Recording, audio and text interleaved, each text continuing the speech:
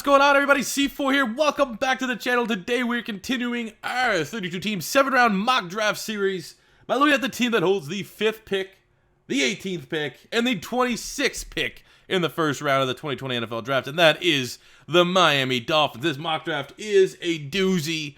I think when I'm looking at the draft, I think I drafted really well for the Miami Dolphins. But before we can get into that 7-round mock draft, we need to kind of look at where their base roster stands as they enter the draft. And they have been big-time spenders in free agency. And is it going to be enough to make them be one of the better teams next year? I think they could have a good turnaround. I think a lot of it does hinge on the offensive line here.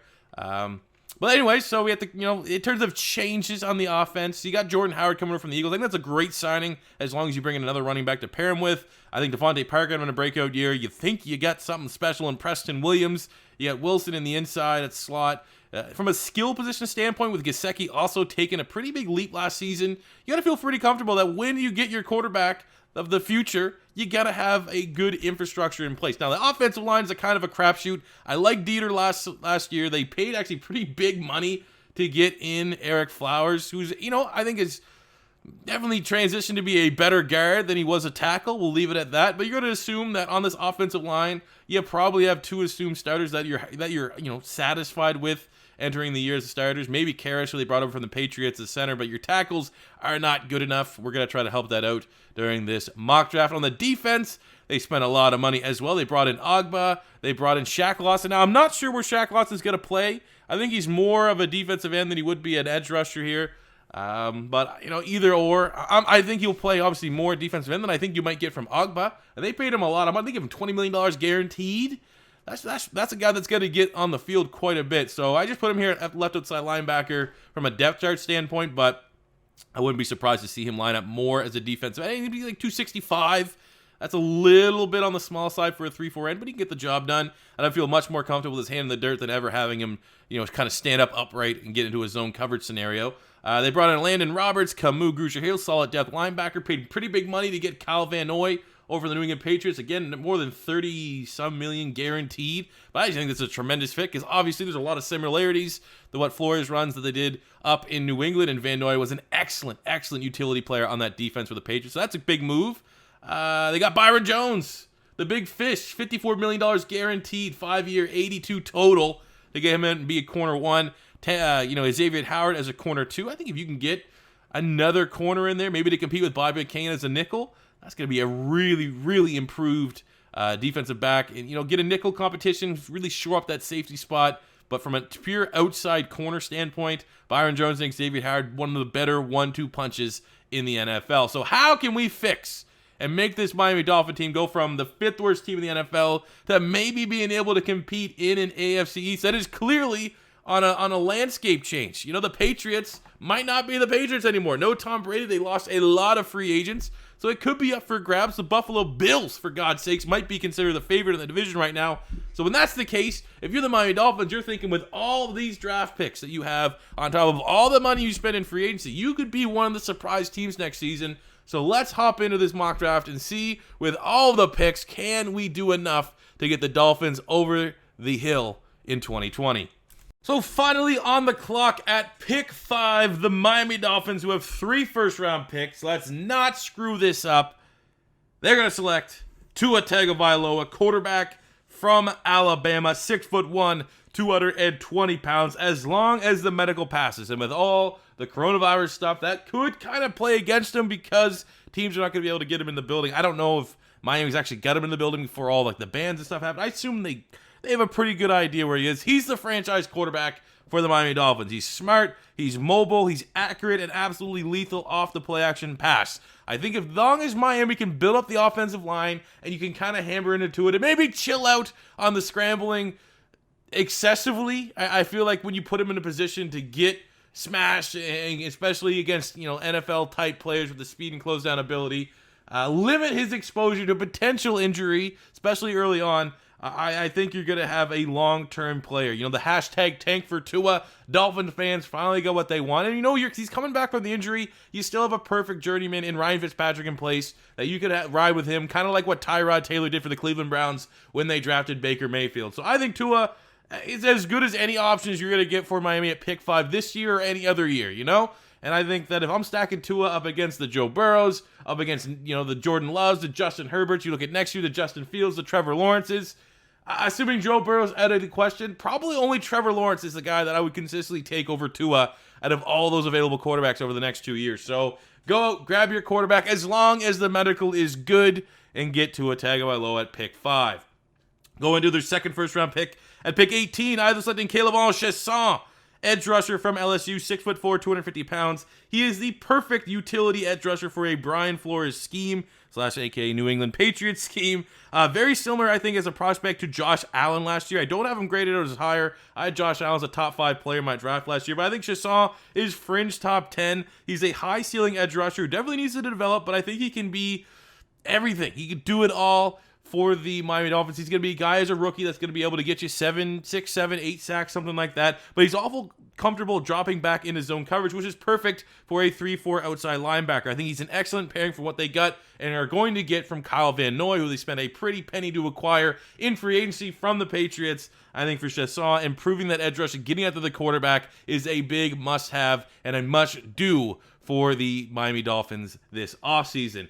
And then finishing up in the first round with their third selection at pick 26, I them bringing in Grant Delpit, the safety from LSU. Double dipping on the national champions here, 6'3", 200 pounds. He played hurt last season, but in 2018, he was dominant and really as dominant as any defensive player in all of college football. He has great cover ability. He's a smart football player, can play free, can play strong. I even think you could have him flex cover the slot. You could bring him in a blitzer as a little bit of a money backer. He can do it all, and he's a player that if he can clean up his tackling is hit or miss, he's going to develop into a complete safety, and I think that he could be a day one starter for the Miami Dolphins. And really, what they lost in Minkah Fitzpatrick, you can kind of maybe get that in Grant Delpit. So why not get him on that rookie deal and keep him happy and not trade him away 2 years down the line like they did with Minkah. Going to the second round, pick 39, I them selecting Ezra Cleveland, tackle from Boise State, 6'6", 310 pounds. He's an athletic offensive tackle, had an excellent combine, 4.93 in the 40, 30 reps in the measures. Now, you think about 40-yard dash times for linemen, you don't think it's that big of a deal, but it's just like, whatever reason, it's a common indicator of great linemen. You look at all the really good offensive linemen, offensive tackles that have been coming out. For whatever reason, they test out very well in the 40-yard dash more often than not. It's a common trait, and we really, like, if you Google, like, what combine drills are a good indicator of a good prospect and, stuff like that, how you find things early on in the developmental process. And it's, for whatever reason, for linemen, it's not bench press. Obviously, it's the 10-yard split in the 40-yard dash times. And Cleveland ticks off a lot of those boxes. He has dominated the Mountain West Conference for the last 2 years. He can get to the second level with ease, and his ceiling is high. I think he could emerge as a rookie starter for an offensive lineman. You're looking at the Dolphins, that's not really that great. I think you can almost pencil in Ezra Cleveland as a starting right tackle day one. Going to their second round pick at 56, Island selecting J.K. Dobbins, running back from Ohio State, 5'10", 215 pounds. This is a sensational value. He is a fringe first-round talent. He's a running back one ceiling. I think when you look at the backfield of J.K. Dobbins, Jordan Howard is pretty damn good. That is enough weapons to be able to take a little bit of the pressure off Tua Tagovailoa as a rookie. You should be able to establish a run game there as long as you continue to build up the offensive line. I think J.K. Dobbins hits the hole better than any running back in the class, doesn't hesitate, doesn't second-guess himself. The vision behind the line of scrimmage is sensational. Could look at the sheer number of touches he's had over Ohio State over the last couple years, be a little bit concerned about how much tread is left on the tires, but he's had no real injury history, and he's a tough player to add to boot. So I think he's a great value pick here at pick 56. And you're laughing if you're Miami getting a guy like that, getting a playmaker like that in the second round. Going to the third round, pick 70. This is just how the mock draft machine has it. I haven't graded much higher, but I guess around the scouting community, there's a big issue about his injury. So again, much like Tua, this player would have to pass the medical. And that is Tyler Bidash, center from Wisconsin, 6'3", 320 pounds. The medical is big for him, but he's insane value. He's my number one interior offensive lineman in the draft. I have him just ahead of Cesar Ruiz from Michigan and Matt Hennessy from Temple. I think when you're looking at just pure, he's a day one starter from Miami. I think when you look right now at the Dolphins, they have to double dip to at least two of their premium picks on the offensive line. Who is an actual viable starter for the Dolphins? I like Michael Dieter, the third round pick from 2019. He's solid. They clearly paid money for Eric Flowers to be a starter, so those are your two spots, but you need a center and arguably two tackles. So we already have a tackle in Ezra Cleveland I think could challenge to start for right tackle. And then you get Bidash, who come in and be a day one starter at center for the Dolphins. He's a smart, powerful lineman, all the traits of a modest to high ceiling and a very, very high floor. There's no way if he's healthy, he is not a starting caliber center at worst. And he's your 2019 Remington winner, the best center in college football. And getting that in the third round at pick 70 is insane value. But again, the medical is the big issue here. Going to the fourth round, pick 141, I'm selecting Lynn Bowden Jr., the wide receiver from Kentucky, 6'1", 200 pounds, 2019 first team SEC. He's a utility player. Brian Flores' own Julian Edelman type. High ceiling, needs development as far as route running is concerned, but will make plays as a rookie. Speed to play outside, but I think the slot, the yards after they catch is where he's going to thrive. And when you look at Tua Tagovailoa, you look at what he did at Alabama, it's not so much having the big jump ball guys, which is what they have in Devontae Parker, who's finally putting it all together, and Preston Williams, who's putting it all together. That is obviously helpful, but you need someone that's going to be dangerous with the ball in their hands on short and intermediate passes. And I don't know if that's going to be Albert Wilson. I don't know if that's going to be Jakeem Grant, but I know for a fact that someone like Lynn Bowden is going to bring that skill set immediately as he develops to expand into more routes potentially ran for the Miami Dolphins offense. But, I mean, Lynn Bowden, he can do quarterback plays. You can do some wildcat. It's just a nice utility player that if we view the Dolphins and pretty much, you can view the Detroit Lions like it too, and maybe you can start to view the New York Giants like it. These guys that come from the Bill Belichick tree essentially want to recreate that Patriot formula. And the Patriot formula is always having a utility guy on the offense. And I think for the Miami Dolphins, that could be Lynn Bowden. Going to the fifth round, they have 3 fifth-round picks. First up at 153, I'm selecting Josiah Scott, corner from Michigan State, 5'9", 185 pounds. He had a great combine running a 4.42. He was surprisingly, a late declaree. I thought he was going to return, and he was going to be one of my top nickels, top slot corners, whatever you want to call him, in 2021. But I think he would immediately bring nickel depth behind Bobby McCain for the Miami Dolphins and maybe be a little bit younger of an option that they could move on from him next season in 2 years' time. Second, fifth-round pick at 154. I'm selecting Francis Bernard, linebacker from Utah, 6'1", 230, converted running back. He's a very explosive linebacker. It shows up on his tape. He can make plays in coverage as well. He has 5 interceptions over the last 2 years, brings immediate special teams ability, and I think he can compete and stick on the final 53 as a linebacker 5.